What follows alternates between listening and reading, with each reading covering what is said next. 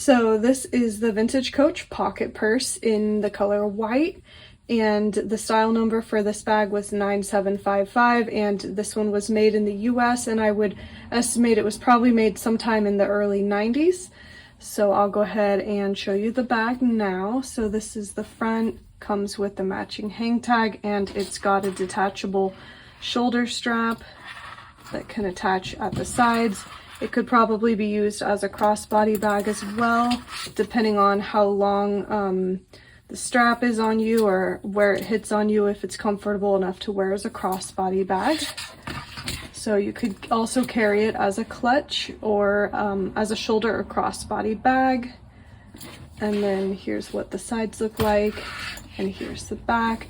It does have a back pocket right here. And then when we open the bag, here's what the inside looks like, and it does have a front slip pocket here under this front flap. And then the inside also has a slip pocket back here, and then it also has the creed. Hopefully you can see that well on camera. So that's the creed. It says it was made in the United States.